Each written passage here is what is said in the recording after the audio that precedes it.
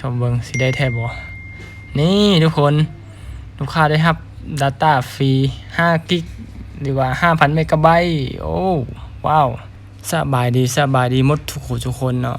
มาอีกแล้ว Data ฟรีทุกคนเนาะสอนเอา Data ฟรีคือเก่าเนาะ 5,000 เมกะไบต์หรือว่า5กิกนะทุกคนเนาะก่อนสิไปรับชมกะฝากกดไลค์กดแชร์เนาะกดติดตามเพื่อทานสิบ่ได้พลาดข้อมูลดีหรือว่าData ฟรีแบบนี้อีกเนาะเดี๋ยวเฮาไปเบิ่งกันเลยทุกคนเนาะให้ทุกคนเบิ่งข้อความดีทุกคนเนาะเบิ่งSMS ของทุกคนเนาะสิมีเพิ่นสิส่งเข้ามาแบบนี้ทุกคนเนาะเห็นบ่ทุกคนเห็นบ่ท่านรับ Data ฟรี5กิกหรือว่า 5,000 เมกะไบต์เนาะอันนี้ข้าพเจ้าเฮ็ดได้แล้วทุกคนเนาะอยู่เที่ยวขอเชิญชวนทานเข้าร่วมการสำรวจการนำใช้บริการแพ็กเกจมือถือและลูกค้าที่ได้ร่วมตอบครบทุกคำถามเนาะท่านสิได้รับ Data ฟรี5กิกทุกคนเนาะหรือว่า 5,000 เมกะไบต์เนาะนำใช้ภายใน3วันเนาะ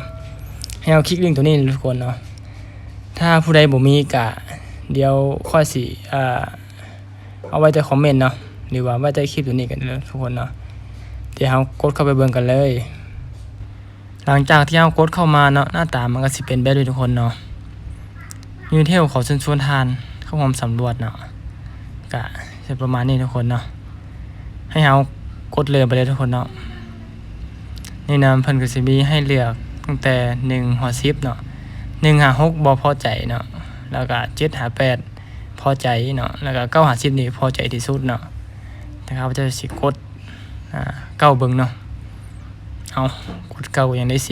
10อยู่ในใดบ่กด9มาดูโอ้กด9ก็ได้10ทุกคนเนาะคือกันเนาะแล้วกดตกลงขอเข้าใจทานเข้าร่วมสำเร็จทุกคนเนาะชมเบิงสิได้แท้บ่นี่ทุกคนลูกค้าได้รับ Data ฟรี5กิกหรือว่า 5,000 เมกะไบต์โอ้ว้าวได้แท้ได้จริงทุกคนเนาะบ่แม่นการยืมเงินบ่แม่นนั่นเด้อเพิ่นแจกแท้ๆทุกคนเนาะข้าพเจ้าบ่เคยตัวไผเนาะมีอย่างดีๆเฮาก็บอกกันเนาะบ่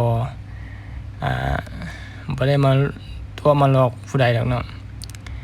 อยากให้ข้าพเจ้าเฮ็ดคลิปหยังก็